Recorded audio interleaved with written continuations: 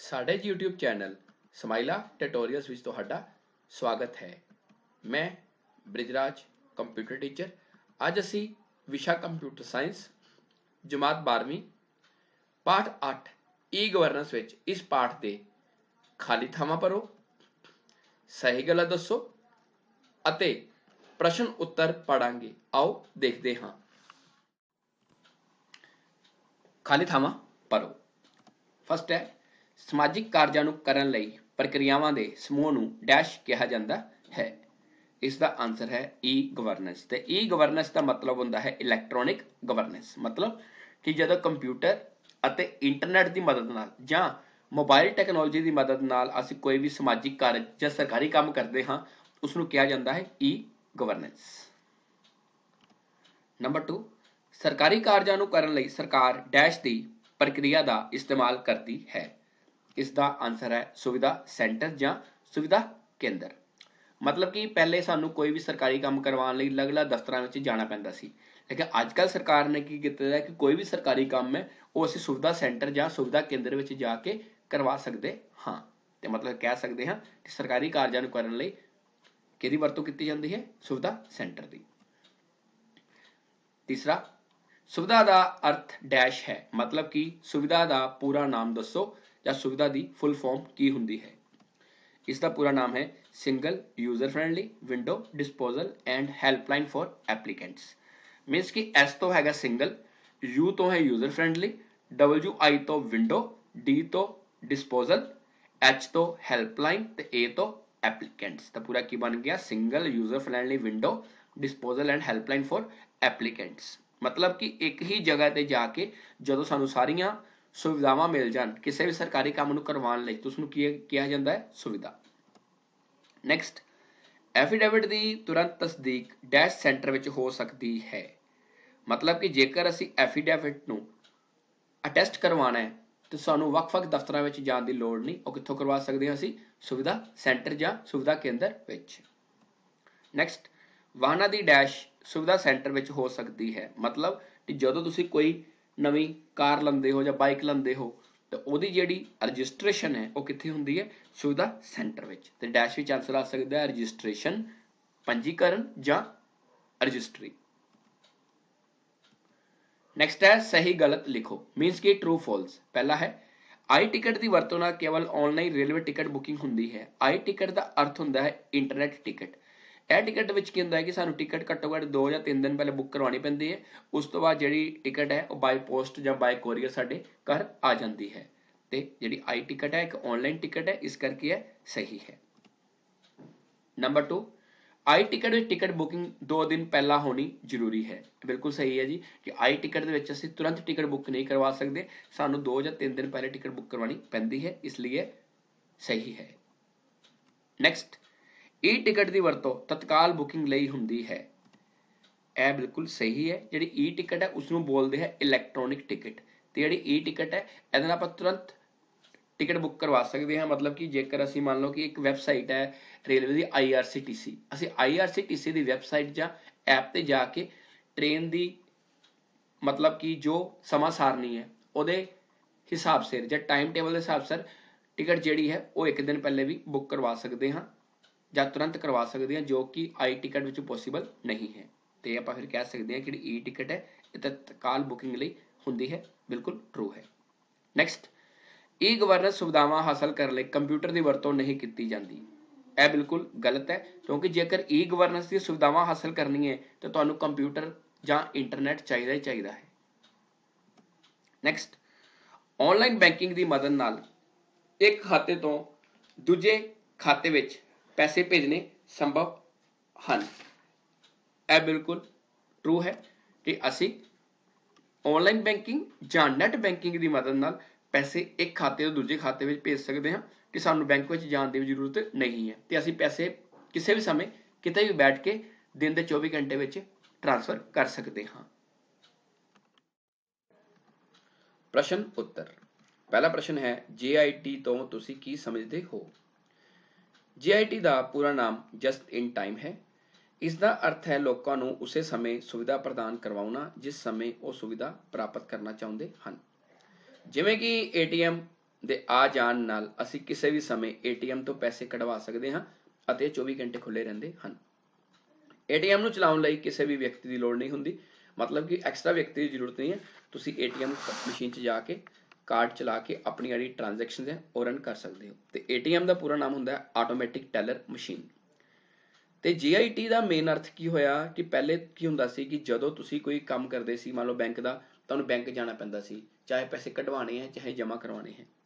लेकिन ATM मशीनां दे आ जाण नाल की है, तुहानूं बैंक जाण दी जरूरत नहीं है। तुसी जिस समय चाहो ATM कार्ड की मदद नाल अपने खाते विचों पैसे कढवा सकते हो। तो यह की होया JIT, जस्ट इन टाइम, कि जिस समय तुहानूं जरूरत है। तो इस तरह तुसीं सोचते हो जो पैसे जमा करवाने बैंक जाना पेगा, उहदे लई भी तुहानूं बैंक जाने की जरूरत नहीं है। अजकल कुछ बैंकों की जिहड़ी मेन ब्रांच हैगी है उत्थे उन्होंने CDM मशीनां लगा दित्तियां। तो CDM का अर्थ होंदा है कैश डिपोजिट मशीन, कि तुहानूं पैसे जमा करवाने की भी जिहड़ी सुविधा हैगी है वो CDM मशीनां ते प्रोवाइड हुंदी है। तो GIT का अर्थ की होया कि जिस समय तुहानूं जरूरत होवे तुसीं उस समय अपना काम कर सकते हो। जिद्दां पुराने समय च आपां जा देखिए तो बैंक 10 बजे खुलते हैं तो 5 बजे बंद हो जाते हैं। तो जो ATM मशीनां नहीं सी हुंदियां सानूं बैंक की वेट करनी पैंदी सी। लेकिन अजकल की है कि असीं CDM या ATM मशीनां की मदद नाल अपना काम जल्दी कर सकते हाँ। दूसरा प्रश्न है आई टिकटिंग की हुंदी है या आई टिकट की हुंदी है।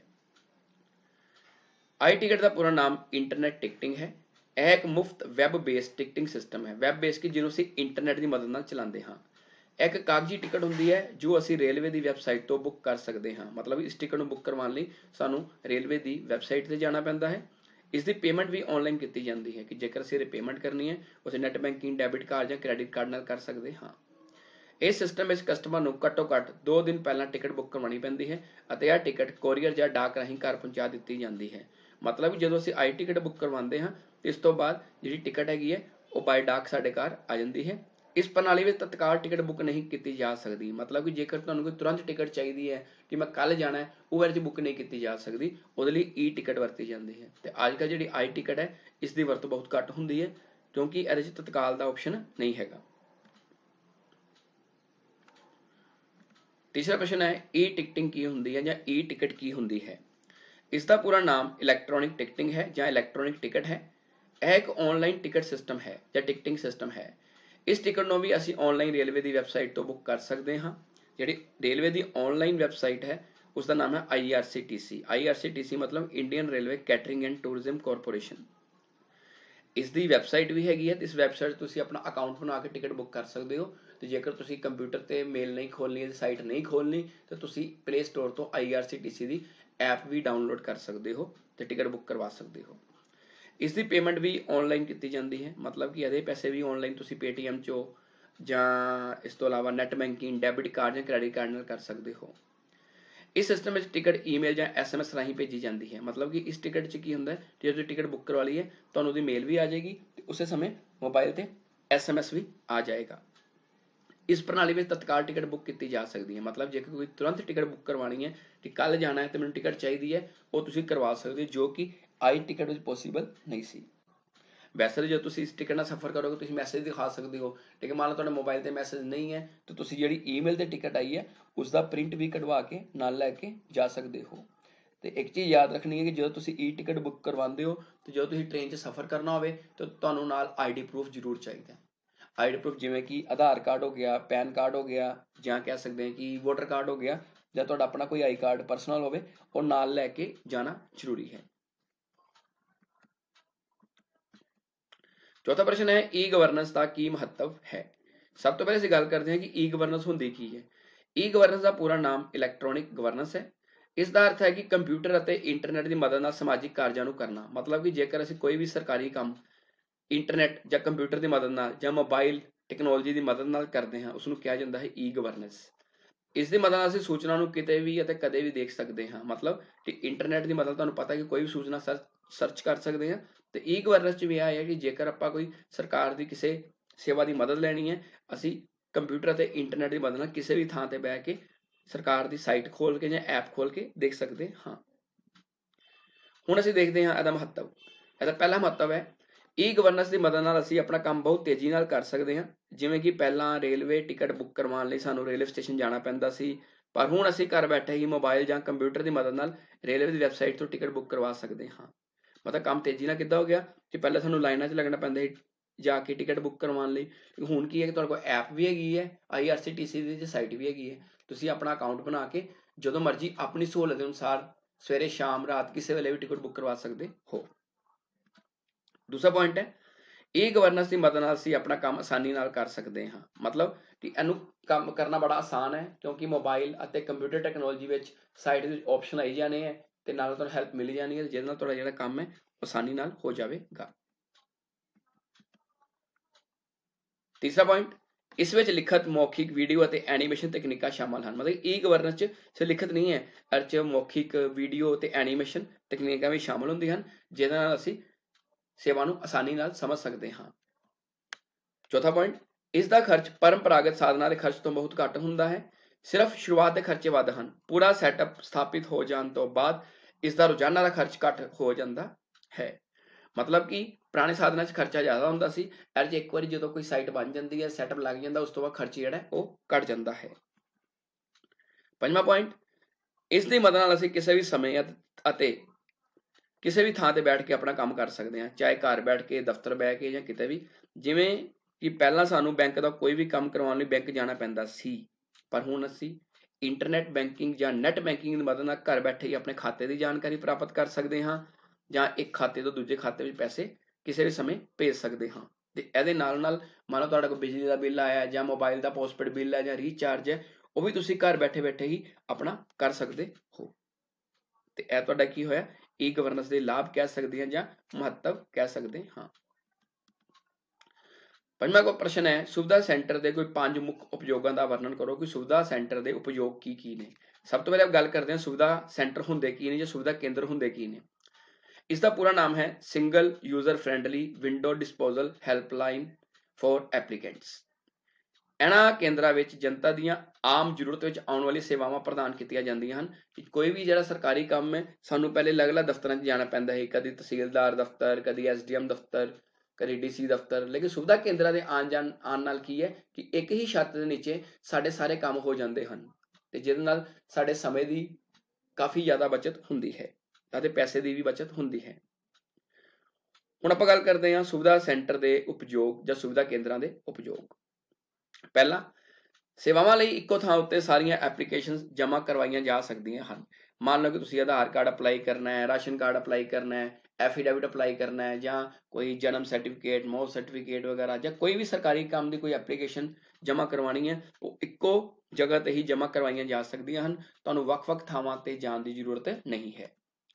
दूसरा पॉइंट है सेवावां एक निश्चित अवधि जां तरीक विच प्रदान कीतियां जांदियां हन। मतलब कि जेकर तुसीं सुविधा सेंटर विच जाके जां केंद्र 'ਚ जाके कोई एप्लीकेशन जमा करवा दिंदे हो ਉਹਦੇ ਉੱਤੇ ਨਾਲ ਹੀ डेट डाल ਦਿੰਦੇ ਨੇ कि ਤੁਹਾਡਾ ਕੰਮ ਕਿਹੜੀ ਤਰੀਕ ਨੂੰ ਹੋਵੇਗਾ, ਜਿਹਦੇ ਨਾਲ ਤੁਹਾਡੇ ਸਮੇਂ ਦੀ ਵੀ ਬਚਤ ਹੋਵੇਗੀ।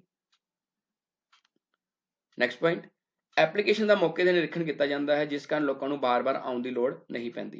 मतलब जो तुसीं सुविधा केंद्र 'ਚ एप्लीकेशन जमा कराओगे तुहानूं किसी होर दफ्तर विच जाण दी लोड़ नहीं, उत्थे उन्होंने खुद ही उन्होंने चैक कर लेना जिहदे करके तुहानूं बार बार किते होर जाण दी जरूरत नहीं पवेगी। चौथा पॉइंट है सुविधा केंद्रां विच एफीडेविट भी बनाए जा सकते हैं और इन्हां दी तस्दीक भी की जा सकती है। मतलब जिद्दां कि स्टूडेंट्स कोई एफीडेविट बनवाउण लई कहा जाता है वो भी अजकल सुविधा केंद्र विच ही बनाए जाते हैं ते अटैस्ट होंदे ने ਜਿਹਦੇ ਨਾਲ ਤੁਹਾਨੂੰ ਬਾਹਰ ਕਿਤੇ ਹੋਰ ਜਾਣ ਦੀ ਜ਼ਰੂਰਤ ਨਹੀਂ ਹੈ। ਨੈਕਸਟ ਪੁਆਇੰਟ ਹੈ ਸੁਵਿਧਾ ਕੇਂਦਰ ਵਿੱਚ ਅਸੀਂ ਆਧਾਰ ਕਾਰਡ ਲਈ ਅਪਲਾਈ ਵੀ ਕਰ ਸਕਦੇ ਹਾਂ ਤੇ ਲੋੜ ਪੈਣ ਤੇ ਆਧਾਰ ਕਾਰਡ ਸੋਧ ਵੀ ਕਰਵਾ ਸਕਦੇ ਹਾਂ। ਮਤਲਬ ਜੇਕਰ ਤੁਸੀਂ ਆਧਾਰ ਕਾਰਡ ਤੁਹਾਡਾ ਨਹੀਂ ਬਣਿਆ ਅਪਲਾਈ ਕਰਨਾ ਹੈ ਤਾਂ ਸੁਵਿਧਾ ਕੇਂਦਰ ਵਿੱਚ ਜਾ ਕੇ ਅਲੱਗ-ਅਲੱਗ ਕਾਊਂਟਰ ਬਣੇ ਆ, ਵਿੰਡੋਜ਼ ਬਣੀ ਹੈ, ਉੱਥੇ ਜਾ ਕੇ ਤੁਸੀਂ ਆਧਾਰ ਕਾਰਡ ਜਿਹੜਾ ਹੈਗਾ ਅਪਲਾਈ ਕਰ ਸਕਦੇ ਹੋ। ਤੇ ਜੇਕਰ ਤੁਹਾਡੇ ਮੰਨ ਲਓ ਕਿ ਆਧਾਰ ਕਾਰਡ ਆਲਰੇਡੀ ਬਣੇ ਦਾ ਉਹਦੇ ਵਿੱਚ ਕੋਈ ਗਲਤੀ ਆ ਜਾਂਦੀ ਹੈ, ਕੋਈ ਸਮੱਸਿਆ ਆ ਜਾਂਦੀ ਹੈ ਤੇ ਉਹ ਵੀ ਤੁਸੀਂ ਕਿੱਥੋਂ ਕਰ ਸਕਦੇ ਹੋ ਜਾ ਕੇ ਉਹ ਵੀ ਤੁਸੀਂ ਸੁਵਿਧਾ ਕੇਂਦਰ 'ਚ ਜਾ ਕੇ ਐਡੀਟਿੰਗ ਕਰਵਾ ਸਕਦੇ ਹੋ ਜਾਂ ਸੋਧ ਕਰਵਾ ਸਕਦੇ ਹੋ। ਛੇਵਾਂ ਪੁਆਇੰਟ ਵਾਹਨਾਂ ਦੀ ਰਜਿਸਟ੍ਰੇਸ਼ਨ ਸੰਬੰਧੀ ਐਪਲੀਕੇਸ਼ਨ ਵੀ ਸੁਵਿਧਾ ਕੇਂਦਰਾਂ 'ਚ ਜਮ੍ਹਾਂ ਹੁੰਦੀਆਂ ਹਨ। ਮਤਲਬ ਜੇਕਰ ਤੁਸੀਂ ਕੋਈ ਨਵੀਂ ਬਾਈਕ ਲਈ ਹੈ, ਕਾਰ ਲਈ ਹੈ, ਉਹਦੀ ਜਿਹੜੀ ਰਜਿਸਟ੍ਰੇਸ਼ਨ ਹੈ ਉਹ ਵੀ ਅੱਜ ਕੱਲ੍ਹ ਕਿੱਥੇ ਹੁੰਦੀ ਹੈ ਸੁਵਿਧਾ ਕੇਂਦਰਾਂ ਦੇ ਵਿੱਚ। ਇਸ ਤੋਂ ਨਾਲ ਹੋ ਕਿਹੜੇ ਉਪਯੋਗ ਹੈ ਜਿਹੜੇ ਸੁਵਿਧਾ ਕੇਂਦਰਾਂ ਵਿੱਚ ਹੋ ਸਕਦੇ ਨੇ। ਜੇਕਰ ਤੁਸੀਂ ਜਾਤੀ ਅਤੇ ਅਨੁਸੂਚਿਤ ਜਾਤੀਆਂ ਦੇ ਕਿਸੇ ਨੇ ਪ੍ਰਮਾਣ ਪੱਤਰ ਬਣਵਾਉਣੇ ਹੋਣ ਉਹ ਵੀ ਸੁਵਿਧਾ ਕੇਂਦਰਾਂ 'ਚ ਅਪਲਾਈ ਹੁੰਦੇ ਨੇ। ਤੇ ਇਹਦੇ ਵਿੱਚ ਕੀ ਹੈ ਕਿ ਫੋਟੋ ਵੀ ਨਾਲ ਹੋ ਜਾਂਦੀ ਹੈ, ਬਾਹਰ ਕਿਤੇ ਫੋਟੋ ਕਰਾਉਣ ਦੀ ਜ਼ਰੂਰਤ ਨਹੀਂ ਹੈ। ਇਸ ਤੋਂ ਇਲਾਵਾ ਸਰਕਾਰ ਦੀ ਜਿਹੜੀ ਨਵੀਂ ਸਕੀਮਾਂ ਆਉਂਦੀਆਂ ਨੇ ਉਹ ਸਾਰੀਆਂ ਕਿੱਥੇ ਹੁਣ ਮੁਹੱਈਆ ਕਰਾਈਆਂ ਜਾਂਦੀਆਂ ਨੇ ਸੁਵਿਧਾ ਕੇਂਦਰ ਦੇ ਅੰਦਰ। ਤੇ ਇਸ ਤੋਂ ਇਲਾਵਾ ਜਿਹੜੇ ਪੈਨਸ਼ਨ ਦੇ ਸਰਟੀਫਿਕੇਟ ਹੈਗੇ ਹੈ ਜਾਂ ਹੈਂਡੀਕੈਪ ਸਰਟੀਫਿਕੇਟ ਹੈ, ਉਹ ਵੀ ਜਿਹੜੇ ਫਾਰਮ ਹੈਗੇ ਹੈ ਉਹ ਕਿੱਥੇ ਜਮ੍ਹਾਂ ਹੁੰਦੇ ਨੇ? ਸੁਵਿਧਾ ਕੇਂਦਰਾਂ ਵਿੱਚ। 6ਵਾਂ ਪ੍ਰਸ਼ਨ ਹੈ ਇੰਟਰਨੈਟ ਬੈਂਕਿੰਗ ਤੋਂ ਕੀ ਭਾਵ ਹੈ? ਤੁਹਾਨੂੰ ਮੈਂ ਦੱਸਣਾ ਚਾਹਾਂਗਾ ਕਿ ਜਿਹੜੇ ਹੁਣ ਮੈਂ ਤੁਹਾਨੂੰ ਕੁਐਸਚਨ ਕਰਵਾ ਲਗਾ ਹਾਂ, ਇਹ ਪੇਪਰ ਪੁਆਇੰਟ ਆਫ ਵਿਊ ਨਾਲ ਕਾਫੀ ਇੰਪੋਰਟੈਂਟ ਹੈ। ਗੱਲ ਕਰਦੇ ਹਾਂ ਇੰਟਰਨੈਟ ਬੈਂਕਿੰਗ ਦੀ। ਇਸ ਨੂੰ ਆਨਲਾਈਨ ਜਾਂ ਨੈਟ ਬੈਂਕਿੰਗ ਵੀ ਕਿਹਾ ਜਾਂਦਾ ਹੈ।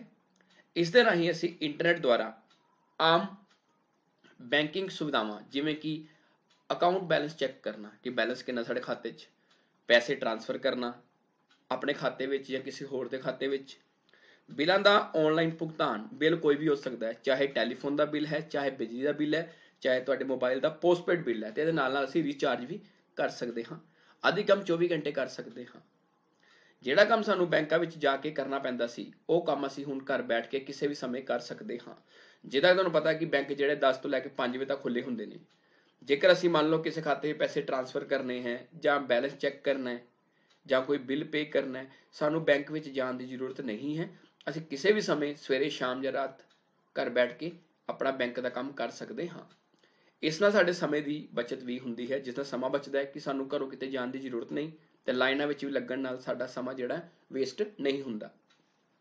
ਇਹ ਸਾਡੇ ਖਾਤੇ ਨੂੰ ਸੁਰੱਖਿਆ ਵੀ ਪ੍ਰਦਾਨ ਕਰਦੀ ਹੈ। ਕੁਝ ਲੋਕ ਸੋਚਦੇ ਹੈ ਕਿ ਨੈਟ ਬੈਂਕਿੰਗ ਸੇਫ ਨਹੀਂ ਹੈਗੀ, ਸਾਡੇ ਪੈਸੇ ਹੈ ਮਤਲਬ ਕੋਈ ਹੈਕ ਕਰ ਲਏਗਾ ਅਕਾਊਂਟ ਸਾਡਾ ਜਾਂ ਕਢਵਾ ਲਏਗਾ। ਇੱਦਾਂ ਕੁਛ ਨਹੀਂ ਹੈ ਕਿ ਨੈਟ ਬੈਂਕਿੰਗ ਲਈ ਪਾਸਵਰਡ ਮਿਲਦਾ ਹੈ, ਉਹ ਪਾਸਵਰਡ ਤੁਹਾਡੇ ਕੋਲ ਹੁੰਦਾ ਹੈ। ਫਿਰ ਪਾਸਵਰਡ ਦੇ ਨਾਲ ਨਾਲ ਤੁਹਾਡੇ ਫੋਨ ਤੇ OTP ਵੀ ਆਉਂਦਾ। OTP ਹੁੰਦਾ ਵਨ ਟਾਈਮ ਪਾਸਵਰਡ। ਜੇ ਦੋਨੋਂ ਪਾਸਵਰਡ ਸਹੀ ਹੋਣਗੇ ਤਾਂ ਹੀ ਪੈਸੇ ਟ੍ਰਾਂਸਫਰ ਹੋਣਗੇ, ਇੱਦਾਂ ਪੈਸੇ ਟ੍ਰਾਂਸਫਰ ਨਹੀਂ ਹੋਣਗੇ। 7ਵਾਂ ਪ੍ਰਸ਼ਨ ਹੈ ਈ ਗਵਰਨੈਂਸ ਦੀਆਂ ਸੇਵਾਵਾਂ ਬਾਰੇ ਜਾਣਕਾਰੀ ਦਿਓ। ਤੁਹਾਨੂੰ ਪਹਿਲੇ ਵੀ ਈ ਗਵਰਨੈਂਸ ਕੁਐਸਚਨ ਮਹੱਤਵ ਕਰਾ ਚੁੱਕੇ ਹਾਂ। ਜੇ ਮਹੱਤਵ ਆ ਜੇ ਤਾਂ ਉਹਦੇ 'ਚ ਅਸੀਂ ਉਹਦਾ ਲਾਭ ਵੀ ਲਿਖ ਸਕਦੇ ਹਾਂ। ਹੁਣ ਅਸੀਂ ਗੱਲ ਕਰਦੇ ਹਾਂ ਈ ਗਵਰਨੈਂਸ ਦੀਆਂ ਸੇਵਾਵਾਂ। ਪਹਿਲੀ ਸੇਵਾ ਹੈ ਇੰਟਰਨੈਟ ਬੈਂਕਿੰਗ। ਇਸ ਨੂੰ ਆਨਲਾਈਨ ਜਾਂ ਨੈਟ ਬੈਂਕਿੰਗ ਵੀ ਕਿਹਾ ਜਾਂਦਾ ਹੈ, ਤੁਹਾਨੂੰ ਹੁਣੇ ਪੜ੍ਹਾਇਆ ਹੈ। ਇਸ ਦਾ ਰਾਹੀਂ ਅਸੀਂ ਇੰਟਰਨੈਟ ਦੁਆਰਾ ਆਮ ਬੈਂਕਿੰਗ ਸੁਵਿਧਾਵਾਂ ਜਿਵੇਂ ਕਿ ਅਕਾਊਂਟ ਬੈਲੈਂਸ ਚੈੱਕ ਕਰਨਾ, ਪੈਸੇ ਟ੍ਰਾਂਸਫਰ ਕਰਨਾ, ਬਿੱਲਾਂ ਦਾ ਆਨਲਾਈਨ ਭੁਗਤਾਨ ਆਦਿ ਕੰਮ ਦਿਨ ਵਿੱਚ 24 ਘੰਟੇ ਕਿਸੇ ਵੀ ਸਮੇਂ ਕਰ ਸਕਦੇ ਹਾਂ। ਦੂਸਰਾ ਪੁਆਇੰਟ ਹੈ ਆਨਲਾਈਨ ਟਿਕਟ। ਇਸ ਤਕਨੀਕ ਰਾਹੀਂ ਅਸੀਂ ਘਰ ਬੈਠੇ ਹੀ ਰੇਲਵੇ ਦੀ ਟਿਕਟ ਇੰਟਰਨੈਟ ਦੀ ਮਦਦ ਨਾਲ ਬੁੱਕ ਕਰਵਾ ਸਕਦੇ ਹਾਂ। ਭਾਰਤੀ ਰੇਲਵੇ ਨੇ 2 ਕਿਸਮ ਦੀ ਟਿਕਟ ਸ਼ੁਰੂ ਕੀਤੀ ਹੋਈ ਹੈ, ਆਈ ਟਿਕਟ ਅਤੇ ਈ ਟਿਕਟ। ਤੁਹਾਨੂੰ ਪਹਿਲੇ ਵੀ ਕਰਾ ਚੁੱਕੇ ਹਾਂ ਕਿ ਆਈ ਟਿਕਟ ਹੁੰਦੀ ਹੈ ਇੰਟਰਨੈਟ ਟਿਕਟ ਤੇ ਈ ਟਿਕਟ ਹੁੰਦੀ ਹੈ ਇਲੈਕਟ੍ਰੋਨਿਕ ਟਿਕਟ। ਦੋਨੋਂ ਹੀ ਆਨਲਾਈਨ ਟਿਕਟਾਂ ਹੈਗੀਆਂ ਨੇ। ਤੇ ਇਸ ਤੋਂ ਇਲਾਵਾ ਤੁਸੀਂ ਘਰ ਬੈਠੇ ਬੈਠੇ ਹਵਾਈ ਜਹਾਜ਼ ਦੀ ਟਿਕਟ ਵੀ ਬੁੱਕ ਕਰਵਾ ਸਕਦੇ ਹੋ। ਜੇ ਬੱਸ 'ਚ ਜਾਣਾ ਹੈ ਤੇ ਬੱਸ ਦੀ ਟਿਕਟ ਵੀ ਅੱਜ ਕੱਲ੍ਹ ਆਨਲਾਈਨ ਬੁੱਕ ਹੋ ਜਾਂਦੀ ਹੈ ਵੋਲਵੋ ਬੱਸ ਦੀ। ਉਹਦੇ ਨਾਲ ਨਾਲ ਤੁਸੀਂ ਥੀਏਟਰ ਵਿੱਚ ਜਾਣਾ, ਮੂਵੀ ਦੇਖਣ ਜਾਣਾ ਤੇ ਘਰ ਬੈਠੇ ਬੈਠੇ ਹੀ ਬੁੱਕ ਮਾਈ ਸ਼ੋ ਵਗੈਰਾ ਸਾਈਟਸ ਹੈਗੀਆਂ ਜਾਂ ਹੈ ਨੇ ਐਪਸ ਹੈਗੀਆਂ ਜਿੱਥੋਂ ਤੁਸੀਂ ਟਿਕਟ ਬੁੱਕ ਕਰਵਾ ਸਕਦੇ ਹੋ। ਇੱਥੇ ਤੁਹਾਨੂੰ ਮੈਂ ਐਗਜ਼ਾਮਪਲ ਦਿੱਤੀ ਹੈ ਰੇਲਵੇ ਦੀ, ਤੇ ਬਾਕੀ ਤੁਸੀਂ ਕੋਈ ਵੀ ਵਿੱਚ ਐਗਜ਼ਾਮਪਲ ਲੈ ਸਕਦੇ ਹੋ। ਤੀਸਰਾ ਪੁਆਇੰਟ ਹੈ ਪਾਸਪੋਰਟ ਸੇਵਾਵਾਂ। ਪਾਸਪੋਰਟ ਆਫਿਸ ਨੇ ਵੀ ਆਨਲਾਈਨ ਪਾਸਪੋਰਟ ਸੇਵਾਵਾਂ ਸ਼ੁਰੂ ਕੀਤੀਆਂ ਹੋਈਆਂ ਹਨ। ਕੋਈ ਵੀ ਯੂਜ਼ਰ ਆਨਲਾਈਨ ਪਾਸਪੋਰਟ ਲਈ ਅਪਲਾਈ ਕਰ ਸਕਦਾ ਹੈ। ਪਹਿਲੇ ਕੀ ਹੁੰਦਾ ਸੀ ਕਿ ਪਾਸਪੋਰਟ ਲਈ ਸਾਨੂੰ ਕਿਸੇ ਦਫ਼ਤਰ 'ਚ ਜਾਣਾ ਪੈਂਦਾ ਸੀ, ਜਿੱਦਾਂ ਅੰਮ੍ਰਿਤਸਰ, ਜਲੰਧਰ ਜਾਂ ਹੁਸ਼ਿਆਰਪੁਰ। ਲੇਕਿਨ ਹੁਣ ਕੀ ਹੈ ਕਿ ਪਾਸਪੋਰਟ ਆਫਿਸ ਵਾਲਿਆਂ ਨੇ ਆਨਲਾਈਨ ਅਪਾਇੰਟਮੈਂਟ ਦੇ ਦਿੱਤੀ ਜਾਂਦੀ ਹੈ ਕਿ ਤੁਸੀਂ ਪਾਸਪੋਰਟ ਵਾਲੀ ਵੈਬਸਾਈਟ ਤੇ ਜਾ ਕੇ ਆਨਲਾਈਨ ਅਪਾਇੰਟਮੈਂਟ ਲੈ ਸਕਦੇ ਹੋ। ਤੇ ਜਦੋਂ ਤੁਹਾਨੂੰ ਉਹ ਕੋਈ ਵੀ ਤਾਰੀਖ ਦਿੰਦੇ ਨੇ, ਉਸ ਤਰੀਕ ਜਾ ਕੇ ਤੁਸੀਂ ਆਪਣੀ ਅਪਾਇੰਟਮੈਂਟ ਜਿਹੜੀ ਲਈ ਹੁੰਦੀ ਹੈ ਤੇ ਆਪਣੀ ਇੰਟਰਵਿਊ ਦੇ ਸਕਦੇ ਹੋ ਜਾ ਕੇ। ਤੇ ਜਿਹਦੇ ਨਾਲ ਵੀ ਸਮਾਂ ਬਚਦਾ। ਪਹਿਲੇ ਲੋਕਾਂ ਨੇ ਪਹਿਲੇ ਅਪਾਇੰਟਮੈਂਟ ਲੈਣ ਲਈ ਲਾਈਨਾਂ 'ਚ ਲੱਗਣਾ ਪੈਂਦਾ ਸੀ, ਤੇ ਹੁਣ ਕੀ ਹੈ ਕਿ ਆਨਲਾਈਨ ਅਪਾਇੰਟਮੈਂਟ ਲੈ ਕੇ ਅਸੀਂ ਜਾ ਸਕਦੇ ਹਾਂ, ਜਿਸ ਨਾਲ ਸਮੇਂ ਦੀ ਵੀ ਬਚਤ ਹੁੰਦੀ ਹੈ। ਨੈਕਸਟ ਪੁਆਇੰਟ ਹੈ ਬਿੱਲਾਂ ਦੀ ਅਦਾਇਗੀ। ਈ ਗਵਰਨੈਂਸ ਦੀ ਮਦਦ ਨਾਲ ਅਸੀਂ ਬਿਜਲੀ, ਪਾਣੀ, ਟੈਲੀਫੋਨ ਬਿੱਲਾਂ ਆਦਿ ਦੀ ਅਦਾਇਗੀ ਵੀ ਕਰ ਸਕਦੇ ਹਾਂ। ਮਤਲਬ ਕਿ ਈ ਗਵਰਨੈਂਸ ਦੇ ਆਉਣ ਨਾਲ ਕੀ ਹੋਇਆ ਕਿ ਸਾਨੂੰ ਵੱਖ-ਵੱਖ ਬਿੱਲ ਜਮ੍ਹਾਂ ਕਰਵਾਉਣ ਲਈ ਅਲੱਗ-ਅਲੱਗ ਦਫ਼ਤਰਾਂ 'ਚ ਜਾਣ ਦੀ ਲੋੜ ਨਹੀਂ। ਜਿੱਦਾਂ ਬਿਜਲੀ ਦਾ ਬਿੱਲ ਜਮ੍ਹਾਂ ਕਰਾਉਣ ਬਿਜਲੀ ਘਰ ਜਾਣਾ ਪੈਂਦਾ ਸੀ, ਪਾਣੀ ਦਾ ਬਿੱਲ ਨਿਗਮ 'ਚ ਜਾਂ ਕਾਰਪੋਰੇਸ਼ਨ 'ਚ ਜਮ੍ਹਾਂ ਹੁੰਦਾ ਹੈ, ਟੈਲੀਫੋਨ ਦਾ ਬਿੱਲ ਐਕਸਚੇਂਜ 'ਚ ਜਮ੍ਹਾਂ ਹੁੰਦਾ ਹੈ। ਲੇਕਿਨ ਈ ਗਵਰਨੈਂਸ ਦੀ ਮਦਦ ਨਾਲ ਕੀ ਹੈ, ਅਸੀਂ ਘਰ ਬੈਠੇ ਬੈਠੇ ਹੀ ਬਿੱਲ ਜਿਹੜੇ ਹੈ ਉਹ ਜਮ੍ਹਾਂ ਕਰਵਾ ਸਕਦੇ ਹਾਂ। ਸਾਨੂੰ ਵੱਖ-ਵੱਖ ਥਾਵਾਂ ਤੇ ਜਾਣ ਦੀ ਜ਼ਰੂਰਤ ਨਹੀਂ ਹੈ। ਪੰਜਵਾਂ ਪੁਆਇੰਟ ਹੈ ਟੈਕਸਾਂ ਦੀ ਅਦਾਇਗੀ। ਸਰਕਾਰਾਂ ਵੱਲੋਂ ਕਈ ਤਰ੍ਹਾਂ ਦੇ ਕਰ ਲਗਾਏ ਜਾਂਦੇ ਨੇ। ਜਿਹੜੇ ਉਹ ਕਰ ਹੈ ਉਹ ਵੀ ਜਾਂ ਟੈਕਸ ਹੈ, ਤੁਹਾਨੂੰ ਜਮ੍ਹਾਂ ਕਰਵਾਉਣ ਲਈ ਕਿਸੇ ਦਫ਼ਤਰ 'ਚ ਜਾਣ ਦੀ ਲੋੜ ਨਹੀਂ। ਈ ਗਵਰਨੈਂਸ ਦੀ ਮਦਦ ਨਾਲ ਅਸੀਂ ਜਿਹੜੇ ਟੈਕਸ ਹੈਗੇ ਆ ਉਹ ਵੀ ਆਨਲਾਈਨ ਪੇ ਕਰ ਸਕਦੇ ਹਾਂ। ਪ੍ਰਮਾਣ ਪੱਤਰ। ਈ ਗਵਰਨੈਂਸ ਦੀ ਮਦਦ ਨਾਲ ਅਸੀਂ ਜਾਤੀ ਅਤੇ ਅਨੁਸੂਚਿਤ ਜਾਤੀ ਦੇ ਪ੍ਰਮਾਣ ਪੱਤਰ ਲਈ ਵੀ ਅਪਲਾਈ ਕਰ ਸਕਦੇ ਹਾਂ ਅਤੇ ਉਹਨਾਂ ਨੂੰ ਆਨਲਾਈਨ ਪ੍ਰਾਪਤ ਵੀ ਕਰ ਸਕਦੇ ਹਾਂ। ਮਤਲਬ ਕਿ ਜੇਕਰ ਕੋਈ ਕਿਸੇ ਕਿਸਮ ਦਾ ਵੀ ਸਰਟੀਫਿਕੇਟ ਜਾਂ ਪ੍ਰਮਾਣ ਪੱਤਰ ਅਪਲਾਈ ਕਰਨਾ ਹੈ ਉਹ ਅਸੀਂ ਈ ਗਵਰਨੈਂਸ ਦੀ ਮਦਦ ਨਾਲ ਘਰ ਬੈਠੇ ਹੀ ਅਪਲਾਈ ਕਰ ਸਕਦੇ ਹਾਂ ਤੇ ਜਦੋਂ ਬਣ ਜਾਏਗਾ ਤੁਹਾਨੂੰ ਅਸੀਂ ਆਸਾਨੀ ਨਾਲ ਡਾਊਨਲੋਡ ਵੀ ਕਰ ਸਕਦੇ ਹਾਂ। ਅਗਲਾ ਪ੍ਰਸ਼ਨ ਹੈ 8ਵਾਂ, ਈ ਗਵਰਨੈਂਸ ਦੇ ਖੇਤਰ ਬਾਰੇ ਵਿਸਥਾਰ ਵਿੱਚ ਦੱਸੋ ਕਿ ਈ ਗਵਰਨੈਂਸ ਦਾ ਪ੍ਰਯੋਗ ਕਿਹੜੇ-ਕਿਹੜੇ ਖੇਤਰਾਂ ਵਿੱਚ ਹੁੰਦਾ ਹੈ। ਹੇਠ ਲਿਖੇ ਖੇਤਰਾਂ ਵਿੱਚ ਈ ਗਵਰਨੈਂਸ ਦੀਆਂ ਸੇਵਾਵਾਂ ਦਿੱਤੀਆਂ ਜਾ ਰਹੀਆਂ ਹਨ, ਉਹ ਕੀ ਨੇ? ਨੰਬਰ 1, ਟੈਕਸਾਂ ਦੀ ਅਦਾਇਗੀ। ਤੁਹਾਨੂੰ ਪਹਿਲੇ ਵੀ ਦੱਸਿਆ ਕਿ ਸਰਕਾਰ ਵੱਲੋਂ ਕਈ ਕਿਸਮ ਦੇ ਟੈਕਸ ਲਗਾਏ ਜਾਂਦੇ ਨੇ, ਜਿੱਦਾਂ ਹਾਊਸ ਟੈਕਸ ਹੋ ਗਿਆ, ਪ੍ਰੋਪਰਟੀ ਟੈਕਸ ਹੋ ਗਿਆ, ਡਿਵੈਲਪਮੈਂਟ ਟੈਕਸ ਹੋ ਗਿਆ। ਉਹ ਟੈਕਸ ਜਿਹੜੇ ਹੈ ਉਹ ਅਸੀਂ ਆਨਲਾਈਨ ਪੇ ਕਰ ਸਕਦੇ ਹਾਂ। ਪਾਣੀ ਅਤੇ ਸੀਵਰੇਜ ਦੇ ਬਿੱਲਾਂ ਦੀ ਅਦਾਇਗੀ, ਜਿਹਦਾ ਪਾਣੀ ਅਤੇ ਸੀਵਰੇਜ ਦੇ ਬਿੱਲ ਸ਼ਹਿਰਾਂ ਵਿੱਚ ਆਉਂਦੇ ਨੇ, ਉਹਦੀ ਅਦਾਇਗੀ ਵੀ ਆਨਲਾਈਨ ਹੋ ਸਕਦੀ ਹੈ ਈ ਗਵਰਨੈਂਸ ਦੀ ਮਦਦ ਨਾਲ। ਤੀਸਰਾ ਪੁਆਇੰਟ, ਬਿਜਲੀ ਦੇ ਬਿੱਲਾਂ ਦੀ ਅਦਾਇਗੀ। ਪਹਿਲੇ ਬਿਜਲੀ ਦੇ ਬਿੱਲ ਪੇ ਕਰਨ ਲਈ ਸਾਨੂੰ ਬਿਜਲੀ ਘਰ ਜਾਣਾ ਪੈਂਦਾ ਸੀ, ਲੇਕਿਨ ਹੁਣ ਕੀ ਹੈ ਕਿ ਬਿਜਲੀ ਬੋਰਡ ਨੇ PSPCL ਦੀ ਇੱਕ ਐਪ ਤੇ ਵੈਬਸਾਈਟ ਬਣਾ ਦਿੱਤੀ ਦੀ ਹੈ ਕਿ ਅਸੀਂ ਉੱਥੇ ਬੈਠ ਕੇ ਹੀ ਬਿੱਲ ਪੇ ਕਰ ਸਕਦੇ ਹਾਂ, ਕਿ ਸਾਨੂੰ ਬਿਜਲੀ ਘਰ ਜਾ ਕੇ ਲਾਈਨਾਂ ਵਿੱਚ ਲੱਗਣ ਦੀ ਕੋਈ ਜ਼ਰੂਰਤ ਨਹੀਂ ਹੈ। ਚੌਥਾ ਪੁਆਇੰਟ, ਟੈਲੀਫੋਨ ਦੇ ਬਿੱਲਾਂ ਦੀ ਅਦਾਇਗੀ। ਟੈਲੀਫੋਨ ਦਾ ਬਿੱਲ ਜਿਹੜਾ ਹੈ ਪਹਿਲੇ ਸਾਨੂੰ ਐਕਸਚੇਂਜ 'ਚ ਜਮ੍ਹਾਂ ਕਰਾਉਣਾ ਪੈਂਦਾ ਸੀ, ਹੁਣ ਅਸੀਂ ਐਕਸਚੇਂਜ ਵਿੱਚ ਜਾਣ ਦੀ ਸਾਨੂੰ ਕੋਈ ਜ਼ਰੂਰਤ ਨਹੀਂ ਹੈ। ਅਸੀਂ ਮੋਬਾਈਲ ਤੇ ਐਪ ਦੇ ਨਾਲ ਜਾਂ ਉਸ ਸਾਈਟ ਤੇ ਜਾ ਕੇ ਜਿਹੜੀ ਵੀ ਕੰਪਨੀ, ਮੰਨ ਲਓ BSNL ਹੈ, BSNL ਦੀ ਸਾਈਟ ਖੋਲ ਸਕਦੇ ਹਾਂ ਜਾਂ BSNL ਦੀ ਐਪ ਖੋਲ ਕੇ ਉੱਥੇ ਬਿੱਲ ਪੇ ਕਰ ਸਕਦੇ ਹਾਂ। ਉਹਦੇ ਨਾਲ ਜੇਕਰ ਸਾਡਾ ਮੰਨ ਲਓ ਪ੍ਰੀਪੇਡ ਫੋਨ ਹੈ, ਅਸੀਂ ਉਹਦਾ ਰੀਚਾਰਜ ਵੀ ਕਰਾ ਸਕਦੇ ਹਾਂ, ਕਿ ਸਾਨੂੰ ਬਾਹਰ ਕਿਤੇ ਜਾਣ ਦੀ ਲੋੜ ਨਹੀਂ ਹੈ। ਸਟੈਂਪ ਪੇਪਰਾਂ ਦੀ ਵਿਕਰੀ ਅਤੇ ਕਲੈਕਸ਼ਨ ਲਈ। ਸਟੈਂਪ ਪੇਪਰਾਂ ਦੀ ਵਿਕਰੀ ਪਹਿਲੇ ਜਿੱਦਾਂ ਤਹਿਸੀਲਦਾਰ ਵਗੈਰਾ ਹੁੰਦੀ ਸੀ, ਤਹਿਸੀਲੇ ਹੁੰਦੀ ਸੀ, ਹੁਣ ਉਹਦੇ ਲਈ ਕਿ ਅਸੀਂ ਆਨਲਾਈਨ ਵੀ ਉਹਨੂੰ ਖਰੀਦ ਸਕਦੇ ਹਾਂ। ਜਨਮ ਅਤੇ ਮੌਤ ਦੇ ਸਰਟੀਫਿਕੇਟ ਜਾਰੀ ਕਰਨ ਲਈ, ਮੰਨ ਲਓ ਕਿਸੇ ਦਾ ਕੋਈ ਨਿਊ ਬੇਬੀ ਬੋਰਨ ਹੋਇਆ ਜਾਂ ਕਿਸੇ ਦਾ ਡੈਥ ਹੋਈ ਹੈ, ਉਹਦਾ ਸਰਟੀਫਿਕੇਟ ਲੈਣ ਲਈ ਪਹਿਲੇ ਬੜੇ ਦਫ਼ਤਰਾਂ ਦੇ ਚੱਕਰ ਲਗਾਉਣੇ ਪੈਂਦੇ ਸੀ, ਹੁਣ ਆਨਲਾਈਨ ਹੀ ਈ ਗਵਰਨੈਂਸ ਦੀ ਮਦਦ ਨਾਲ ਸਾਨੂੰ ਉਹ ਸਰਟੀਫਿਕੇਟ ਪ੍ਰਾਪਤ ਹੋ ਸਕਦਾ ਹੈ। ਪਾਸਪੋਰਟ ਜਾਰੀ ਕਰਨ ਅਤੇ ਰਿਕਾਰਡ ਰੱਖਣ ਲਈ, ਜੇਕਰ ਅਸੀਂ ਪਾਸਪੋਰਟ ਅਪਲਾਈ ਕਰਨਾ ਹੈ ਤੇ ਉਹਦਾ ਰਿਕਾਰਡ ਰੱਖਣਾ ਹੈ, ਉਹ ਵੀ ਈ ਗਵਰਨੈਂਸ ਦੀ ਮਦਦ ਨਾਲ ਸਾਨੂੰ ਮਿਲ ਜਾਂਦਾ ਹੈ। ਬੁਢਾਪਾ, ਵਿਧਵਾ ਅਤੇ ਅੰਗਹੀਣਾਂ ਦੀ ਪੈਨਸ਼ਨ ਜਾਰੀ ਕਰਨ ਲਈ, ਸਰਕਾਰ ਵੱਲੋਂ ਬੁਢਾਪਾ ਪੈਨਸ਼ਨ, ਵਿਧਵਾ ਪੈਨਸ਼ਨ ਅਤੇ ਹੈਂਡੀਕੈਪ ਲੋਕਾਂ ਨੂੰ ਪੈਨਸ਼ਨ ਜਾਰੀ ਕੀਤੀ ਜਾਂਦੀ ਹੈ ਤੇ ਇਹਦੇ ਲਈ ਵੀ ਆਨਲਾਈਨ ਈ ਗਵਰਨੈਂਸ ਦੀ ਮਦਦ ਨਾਲ ਅਪਲਾਈ ਕੀਤਾ ਜਾ ਸਕਦਾ ਹੈ ਅਤੇ ਸਟੇਟਸ ਦੇਖਿਆ ਜਾ ਸਕਦਾ ਹੈ ਕਿ ਪੈਨਸ਼ਨ ਖਾਤੇ 'ਚ ਆਈ ਜਾਂ ਨਹੀਂ ਆਈ। ਨੈਕਸਟ, ਜਾਤੀ ਅਤੇ ਅਨੁਸੂਚਿਤ ਜਾਤੀਆਂ ਦੇ ਪ੍ਰਮਾਣ ਪੱਤਰ ਜਾਰੀ ਕਰਨ ਲਈ, ਸਰਕਾਰ ਵੱਲੋਂ ਜਾਤੀ ਅਤੇ ਅਨੁਸੂਚਿਤ ਜਾਤੀਆਂ ਦੇ ਵਿਦਿਆਰਥੀਆਂ ਨੂੰ ਜਾਂ ਲੋਕਾਂ ਨੂੰ ਅਲੱਗ-ਅਲੱਗ ਤਰ੍ਹਾਂ ਦੀਆਂ ਸਹੂਲਤਾਂ ਦਿੱਤੀਆਂ ਜਾਂਦੀਆਂ ਨੇ, ਲੇਕਿਨ ਉਹ ਸਹੂਲਤਾਂ ਪ੍ਰਾਪਤ ਕਰਨ ਲਈ ਪ੍ਰਮਾਣ ਪੱਤਰ ਚਾਹੀਦਾ ਹੁੰਦਾ ਹੈ ਤੇ ਈ ਗਵਰਨੈਂਸ ਦੀ ਮਦਦ ਨਾਲ ਇਹ ਜਿਹੜੇ ਪ੍ਰਮਾਣ ਪੱਤਰ ਹੈ ਇਹਨਾਂ ਨੂੰ ਵੀ ਆਸਾਨੀ ਨਾਲ ਪ੍ਰਾਪਤ ਕੀਤਾ ਜਾ ਸਕਦਾ ਹੈ। 10ਵਾਂ ਤੇ ਲਾਸਟ ਪੁਆਇੰਟ ਹੈ, ਕਿਰਾਏਦਾਰਾਂ ਜਾਂ ਘਰੇਲੂ ਨੌਕਰਾਂ ਦੀ ਰਜਿਸਟ੍ਰੇਸ਼ਨ ਲਈ, ਸਰਕਾਰ ਵੱਲੋਂ ਹਦਾਇਤਾਂ ਨੇ ਕਿ ਜੇਕਰ ਤੁਹਾਡੇ ਘਰ ਕੋਈ ਤੁਸੀਂ ਨੌਕਰ ਰੱਖਣਾ ਹੈ ਜਾਂ ਕਿਰਾਏਦਾਰ ਰੱਖਣਾ ਹੈ ਤਾਂ ਉਹਦੀ ਰਜਿਸਟ੍ਰੇਸ਼ਨ ਕਰਨਾ ਜ਼ਰੂਰੀ ਹੈ। ਉਹਦੀ ਰਜਿਸਟ੍ਰੇਸ਼ਨ ਕਰਨ ਲਈ ਤੁਹਾਨੂੰ ਬਾਹਰ ਕਿਤੇ ਜਾਣ ਦੀ ਜ਼ਰੂਰਤ ਨਹੀਂ, ਤੁਸੀਂ ਈ ਗਵਰਨੈਂਸ ਦੀ ਮਦਦ ਨਾਲ ਜਿਹੜੀ ਸਾਈਟ ਸਰਕਾਰ ਵੱਲੋਂ ਦਿੱਤੀ ਗਈ ਹੈ ਉੱਥੇ ਉਹਨਾਂ ਦੀ ਰਜਿਸਟ੍ਰੇਸ਼ਨ ਕਰ ਸਕਦੇ ਹੋ, ਜਿਹਦੇ ਨਾਲ ਉਹਨਾਂ ਦੀ ਜਿਹੜੀ ਵੈਰੀਫਿਕੇਸ਼ਨ ਹੈ ਉਹ ਆਟੋਮੈਟਿਕਲੀ ਹੋ ਜਾਏਗੀ ਤੇ ਤੁਹਾਨੂੰ ਕਿਤੇ ਵੀ ਉਹਨਾਂ ਦੀ ਵੈਰੀਫਿਕੇਸ਼ਨ ਕਰਵਾਉਣ ਜਾਣ ਦੀ ਜ਼ਰੂਰਤ ਨਹੀਂ ਪਵੇਗੀ। 9ਵਾਂ ਪ੍ਰਸ਼ਨ ਹੈ, ਆਈ ਟਿਕਟਿੰਗ ਅਤੇ ਈ ਟਿਕਟਿੰਗ ਵਿੱਚ ਕੀ ਅੰਤਰ ਹੈ। ਲੈਫਟ ਸਾਈਡ ਤੇ ਮੈਂ ਆਈ ਟਿਕਟਿੰਗ ਲਿਆ ਤੇ ਰਾਈਟ ਸਾਈਡ ਤੇ ਈ ਟਿਕਟਿੰਗ ਲਿਆ। ਪਹਿਲਾ ਪੁਆਇੰਟ ਹੈ, ਇਸ ਦਾ ਪੂਰਾ ਨਾਮ ਇੰਟਰਨੈਟ ਟਿਕਟਿੰਗ ਹੈ। ਆਈ ਟਿਕਟ ਦਾ ਪੂਰਾ ਨਾਮ ਹੈ ਇੰਟਰਨੈਟ ਟਿਕਟਿੰਗ ਤੇ ਈ ਟਿਕਟਿੰਗ ਦਾ ਪੂਰਾ ਨਾਮ ਹੈ ਇਲੈਕਟ੍ਰੋਨਿਕ ਟਿਕਟਿੰਗ।